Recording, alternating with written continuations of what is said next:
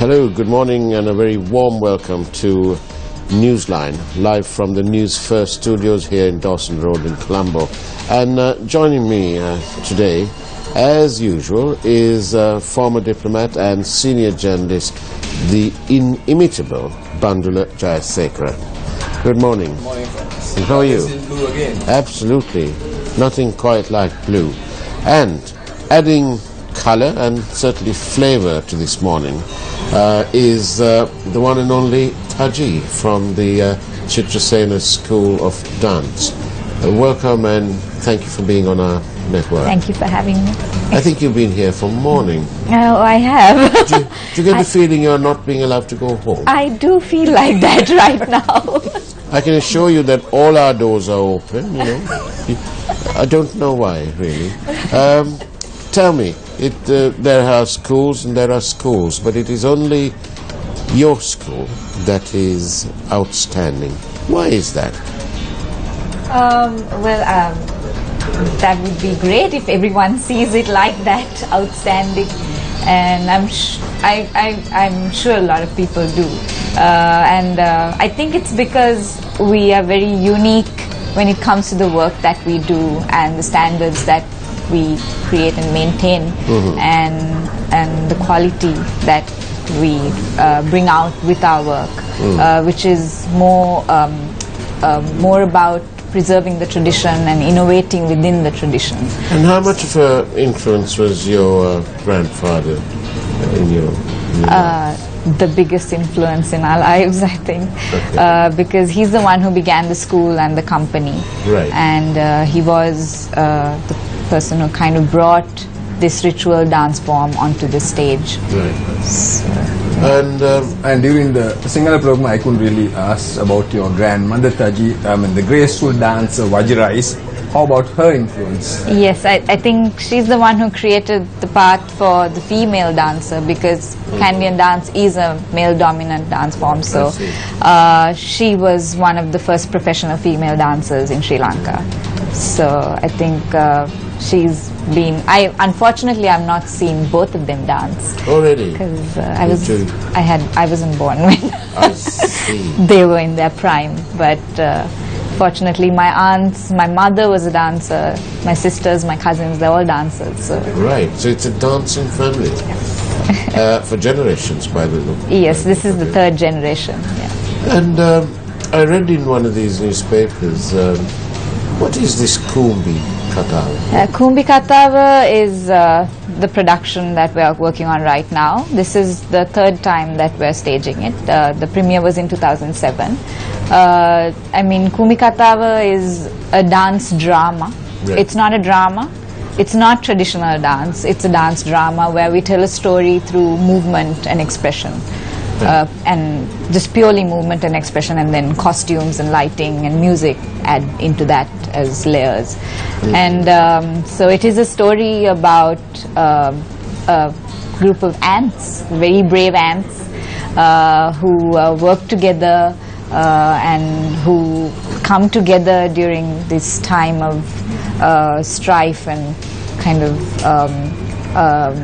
and they have this evil force which disrupts their lives, and how they show compassion to this evil force. And Do you know, as you keep talking, and I'm tempted to break my strict instructions that this segment isn't political. Yes. But as you say it, it strikes me that it's almost like what the country is going through, our country. Aren't we, Mandela? Isn't that true? Definitely. I'll take something from that then, since you want to make it a bit political. But Taji, what do you think of, I know you all are out of politics, you all have been very independent, you have tried to reach high standards, but in your view, it's very difficult to escape with Faras. So what happens is, what do you think of the artists getting involved in politics? How do you approve that or not? Make it simple. Personally, I don't, because we have always kind of detached ourselves from that, and even our productions, it has never revolved around politics. Even my grandfather, whatever he did, it was purely through experiences and maybe like, you know, during those times what was going on in the country, and there was never any politics directly involved in our production. So it's amazing, because that's what we want. Like sport, the arts needs also to transcend these sort of problems. Yes, and reach kind of each individual, no matter which race, where they're from. I think that's the main, like, one great feature about arts, that anybody can appreciate it, no matter. Does your dance company only specialize in the Kandyan? Kandyan dance and low country dance, which are two of the traditional dance forms in Sri Lanka. Have you thought of starting another section to it, and perhaps taking in the dance routines of, say, our northern? Well, we've done many collaborations with the North. My grandmother has also done many collaborations. And right now we're actually working on a project with CARE International, where we are traveling to the North and doing a lot of workshops with them, to do a production with them next year. And your grandmother, Vajira, is almost an institution. When I hear the word Vajira, my mind goes to Kandyan dancing. But does she ever dance for everybody? Well, I mean, what about me? Can I? Do you think I can dance? Of course, of course. I mean, anybody can dance, and I'm sure she'll find a solution to your problems. Do you think he could have a drum in front of him and do some nice drumming? Yeah, of course you can. Of so course. there's life for everyone. There's no age barrier when it comes to the arts. So that's a good exercise for us. Indeed. Dancing. But sometimes you have the best ideas, really. And your idea to have Taji on our show this morning has added flavor and color, and I'm sure brought a smile to everyone, no matter from which political divide. Because and there's no politics. There's no politics. And also, like, for us, with your permission, for the English audience, Taji, your grandfather did English drama. Right, I don't know, you with Karen Breckenridge. yeah. And I think was it last Emperor Jones. right? Emperor Jones, yes. Emperor Jones with Karen, like, that's only one, or he's done many English? Yeah, he's done quite a few English dramas, and yeah. With the late Karen Breckenridge, I think that was a very well. Yeah, he had. So that's. I mean, you all didn't think of. Did you get any invitations, because we are really speaking to the English audience, did you get any invitations by the English drama group to get involved apart from your dance? I've been so involved with my dance that I've not been able to do and do anything else in other fields, because I'm constantly teaching or dancing or performing, so training. So. Right. Unfortunately, we have to go and earn some money, so which means that we have to take a break. But thank you for being on our show this morning, and it'll be a pleasure to have you for a longer segment soon, I hope. Thank you, Taji. Thank you for having me. And we'll take a break and come right back. Stay tuned.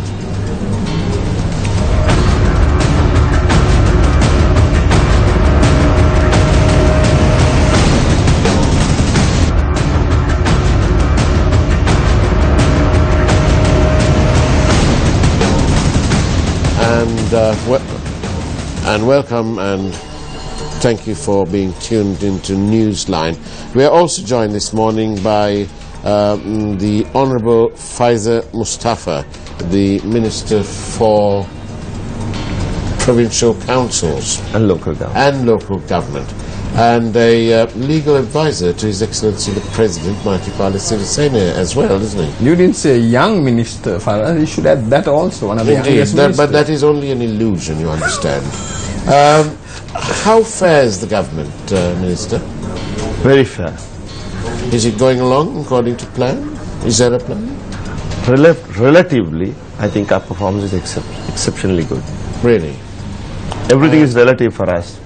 Like you're dancing earlier. That's right, that's right. But what is happening in this avant-garde matter? It seems to be a contentious thing. I mean, there's a legal process, Yeah. and that legal process will take its course. Right, I know the President is committed to deal with justice. yeah. Prime Minister is committed to deal with justice. The government is. I mean, there are issues, as always, but I'm sure we're on the right track. Sometimes I get the feeling that our president is being left out of things. Like apparently he wasn't informed that one of the units, the FCID I think, were inquiring, that summoned the 3 former... I mean, he was very upset about it. I mean, it's unfortunate that occurred, and it should not occur in the past, because they should keep His Excellency the President informed. And he's the Commander-in-Chief. That's right. Oh, it is on those grounds that he would have wanted to. I mean, he doesn't want to know when Bandula is being questioned by the police. No, he does not, but he's entitled to know what's happening. He's the Commander-in-Chief. So I think that was a very wrong precedent, and he took steps to put things right. And he regretted, and I said, I mean, he openly stated to the media that he was not kept informed, and soon as he was aware, he took appropriate steps. Who do you think is responsible for that? I mean, whoever is responsible should be dealt with. I mean, Severe. somewhere around the system, something had gone wrong.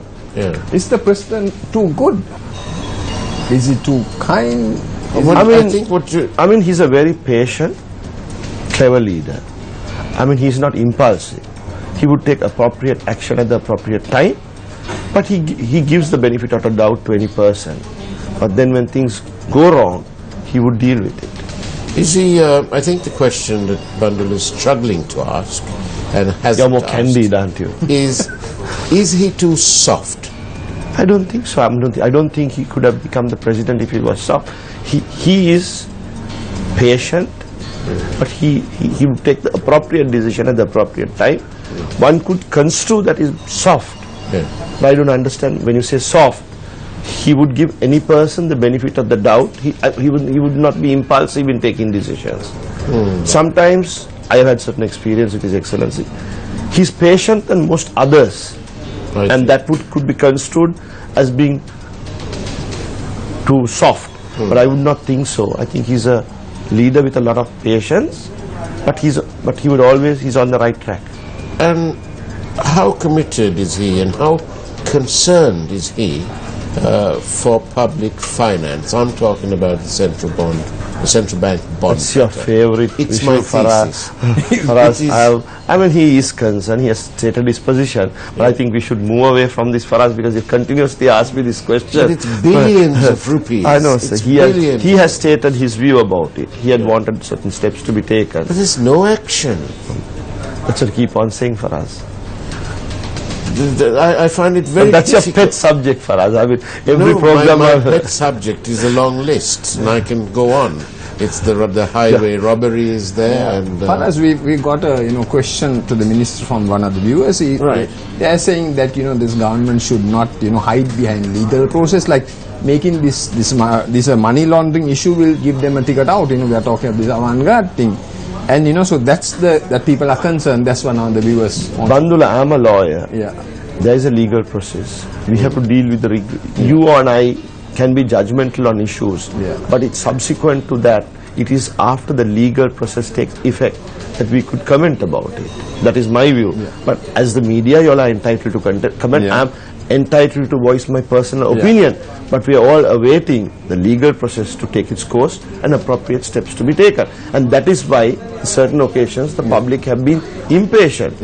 But in any country, the legal process takes time, and we have the presumption of innocence in our legal system. So in view of that, at certain occasions, especially consequent to this government we voted in, the public expected all the wrongdoers to be put in prison overnight. But unfortunately, our legal system takes a little time, right? Our cases take 2 to 3 years. If it goes to appeal, it takes another. So the whole process can take 7 to 8 years in any case. So in view of that, the public are getting impatient. Do you know what thought struck me just now while you were saying this, do you think that the president is perceived to be soft because his legal advisors, you included, give him advice that makes him appear to be soft? Are you not giving him punchy legal advice? Whether you're too slow. If you give, you can give punchy advice for us. Yes. But we have a legal process. We have the presumption of innocence. We have investigation process. We have a court process. So, I mean, everybody is entitled to their opinion. If they feel that the advice some give him is too soft, but I think it's better to be soft and give right advice than go gung-ho. So it's a bit about the bitter medicine syndrome. I think so. Or the St. Bridget's motto, gentle and firm. I think that's the right approach. I want to just plod on about this issue slightly. You know, don't you think that if the media, led by none other than the People's Channel, this channel, were not impatient, then this whole avant-garde matter would have been swept under the carpet because the Attorney General's just decided on a solo adventure not to prosecute? One thing for us, your channel has been in the forefront in fighting corruption. I appreciate it. I am glad that you acknowledge I acknowledge that, and I have seen that your channel has been a champion against corruption. Indeed. But in the avant-garde issue as well, the Attorney General had written to the IGP on certain occasions. I'm not trying to hold a brief on it. Right? So I think the process might be slow. Right? His Excellency the President is very committed in a impartial investigation being carried out about avant-garde. Right? So his commitment is there, the government's commitment is there. But if, like how you mentioned it, now the investigation is moving towards money laundering without the co-issue. I mean, like you say, it is unfortunate if it is so, but I believe that justice will prevail. You know, the problem about waiting is what happened to the former president. You know, people were waiting and waiting and waiting and waiting. And it's taken 9 years and so on. For us, I have been part of that regime, and I have been I'm under President Maithripala Sirisena. So you're therefore... I see a big difference. I see he's proactive. I see he's patient. Give us an opportunity. There might be delay, but long as justice prevails, I think we are fair by the country. I mean, for us, the issue is the media is impatient, the public is impatient, but unfortunately there is a process. So I feel that we should not be judgmental. We should give everybody a chance. Whilst, if you all feel that that as regards to the investigation, there is undue influence, or there is sweep it under the carpet, then there is an issue. But I feel,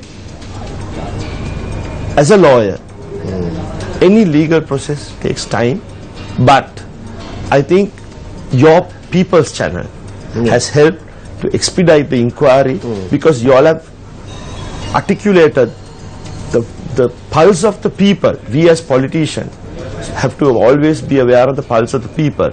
So the state machinery is constantly being kept aware that the public are losing their patience with regard to these inquiries. But the central bank, you know, it's nothing has happened. There's so many. That's Faraz's pet issue. But then he's been pushing Bandula, His Excellency the President has really clearly stated this point of view. And Faraz, this is every program I'm here, I've been dealing with that topic. I mean, Faraz has his view about it. Yeah, but whatever people are asking him, the viewers are, that is where, you know, the people are asking. On Face the Nation last Friday, during that time when we brought this up, I had 47 SMSs from members of the public, and all 47, when I sifted through it all, they had 16 questions. This is a program that has obviously caught the people's imagination, and this thing. Faraz, I agree with you wholeheartedly. Yes, and I think the inquiries. I mean, people are pointing a finger at the government, like you pointed out. We have to deal with it. We have to be more proactive. You see, our impatience and so on, we are actually helping the president. It's quite justifiable. Yeah. But unfortunately, in my view as a lawyer, a legal process takes time, right? But like you said, you are entitled to your view, right, about certain issues. But we should deal with them. I'm not trying to hold a brief for anybody. Yes. Right is right, wrong is wrong. But if you compare our government with regard to in comparison to the previous regime, we are far ahead. We yet have issues to deal with, and I think President Maitripala Sirisena is bold enough to deal with. But you know, Minister, my real problem is that whenever we talk about anything, not only you, but whenever we raise any issues, they all revert to this Comparison. Stupid yardstick, which is the previous regime. That they did it. For us, we are not saying they did it in anything in life. Yeah. It is a comparison. But that's everything in life, in every government, there are lapses, there are wrongdoings. So, when you are judgmental about something, yes, I think the first test is income. Do you want the previous regime, or do you want this? You have no option, right? You can't create something. You have but we voted you all in for this new option. You voted us in, give us a chance, right? Not even a year has passed. So give us, don't be impatient. Give us a chance. President Maitripala Sirisena will put this country right. I say this with utmost confidence. Who's in charge of the finances in your house? The finance minister. Your wife. Have you increased my house? Yes. Have you increased her allowance to spend in her house? Do you know what in the house? Do you know why? Because if you have, and if you asked her why, she'll tell you that the prices have gone not like that, they've gone up there. The prices are increasing. I thought you shop only in UK for us. No, I shop everywhere, but the prices have not been rising as much as they do in Colombo. Are you comparing the price of tea at Cinnamon Grand? I am comparing the price in the shops everywhere. And what if the market? If you start, I don't think Faraz goes to the Nara. I see him sipping tea. But actually, if you go down that route, I would like to know why it is that the tea plantation workers are still stuck on about 15,000 rupees less than every month. These teas are marketed in the international markets at grossly inflated prices. The prices are there. World tea prices have crashed. Are you aware of it? Yes. However, the rider comes in. The rider is, why is it that the management companies are able to charge so much of money away from the plantation companies? It is not fair. Faraz, I was a member of the CWC and I was the vice president. At that point of time, I brought a suggestion where tea companies are concerned. A part of the turnover or their profit should be put into a welfare fund, so that there will be a mechanism when tea prices are down that we could deal with their social upliftment. Because unfortunately, the tea companies during bad times they make such a big issue, but during good times nothing goes to the worker. That's so I think right. there should be some connection between good times and bad times, where the worker gets a benefit when tea prices are high. I think the government, in fact, I had a discussion with the Minister of Plantation. There has to be some mechanism where part of their profits, which these management companies get, I once analyzed the balance sheet, the top management gets very high wages, salaries, vis-a-vis the worker. Yeah. So if you look at a comparison, there's a massive amount taken as management fees or for the top layer in a company. So I think we could address this issue, reduce the burden for the government, where you connect turnover or profit, a certain percentage be mandatory to go into a fund of the workers of each plantation company. It is, I maintain my point, that it is completely and utterly unacceptable that these people who work in a key industry that affects our country, our balance of payments and everything else, are so utterly underpaid. I think for us, part of the political leadership of the estate sector should be responsible. Of course. Because I feel ashamed when I go into the lime room that people in this country, we talk so much about development, they live in such bad conditions. And I think this government, I'm sure, would do something to change that, because their standard of living is not acceptable in any norm. While the upcountry political leadership is really enjoying having living the upcountry political leadership is selling their masses for their. It has been continuously happening, and there needs to be a major paradigm shift, because more educated youth from the plantation sector need to get into politics. Otherwise, during election time, by distribution of goods and stuff like that, they are selling their vote, which is very unfortunate for this country. Very quickly, why did you leave the CWC? I mean, there was an issue at that point in time with regard to, I had a difference of opinion with regard to a certain issue.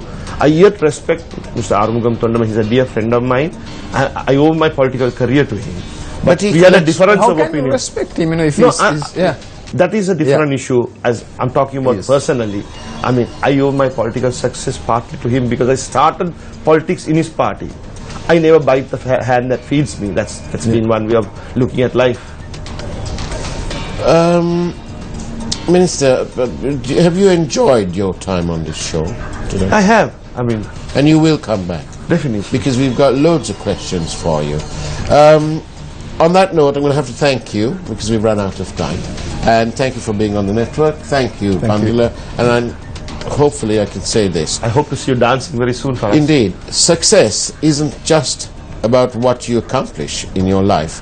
It's about how you inspire others. On that note and on that thought, I'll say good morning and take care and God bless.